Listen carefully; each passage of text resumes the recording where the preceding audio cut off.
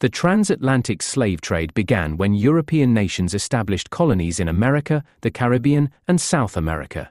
These colonies required a large labor force for agricultural and industrial development, and African slaves were brutally exploited for this purpose. This trade was not only highly profitable for European economies, but it also destroyed African social structures, leaving a lasting impact that is still felt today. When European powers seized new lands, they quickly realized that their economic growth depended on cheap and continuous labor. Initially, they attempted to enslave Native Americans, but European diseases such as smallpox and measles decimated them, forcing European powers to increasingly rely on African slaves. During the 15th, 16th centuries, European nations such as Spain, Portugal, Britain, France, and the Netherlands established colonies in various parts of the world. After Christopher Columbus discovered America, Spain and Portugal began to dominate the region. Portuguese traders were the first to establish trade centers on the African coast, where the export of slaves began. By the late century, Britain, France, and the Netherlands had also joined this trade. Maritime dominance was crucial for European powers, as the Atlantic routes allowed the easy transport of slaves, gold, silver, and other valuable goods. This trade continued systematically via large fleets, and several European ports such as Liverpool, Brest, and Lisbon became major hubs for the slave trade. A typical day in an African village was peaceful, with people engaged in their daily work, children playing, and elders sitting under trees sharing stories. Suddenly, slave raiders on horseback would arrive, set fire to the villages, and chain men, women, and children, dragging them away. Those who resisted were killed on the spot. Before being shipped to the Americas, slaves were kept in fortresses and slave trading centers, where they were starved and mistreated.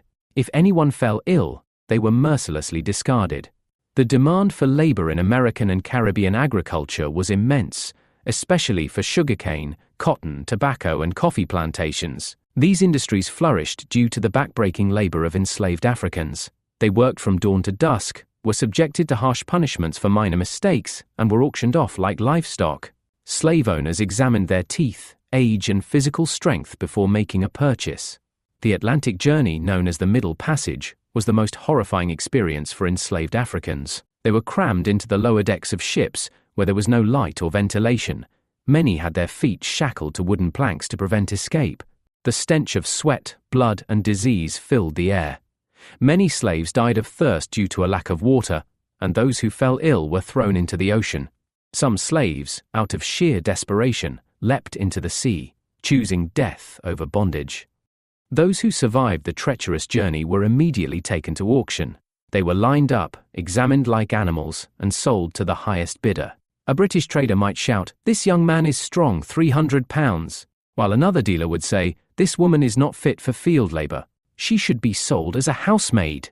Families were torn apart as children screamed for their mothers, but their cries were drowned out by the laughter of European traders. European colonial rulers and slave traders justified slavery with religious and pseudo-scientific arguments.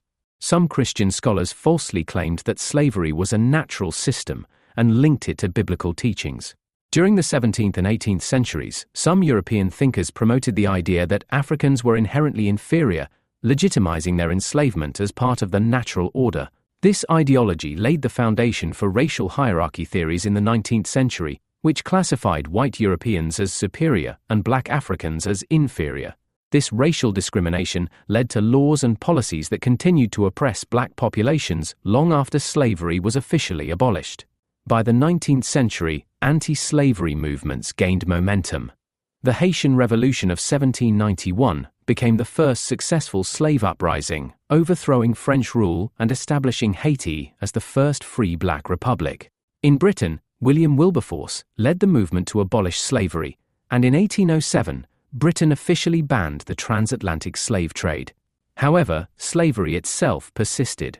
In the United States, the fight against slavery culminated in the abolition of slavery in 1865, though racial discrimination and segregation laws continued for decades. The consequences of the transatlantic slave trade are still visible today.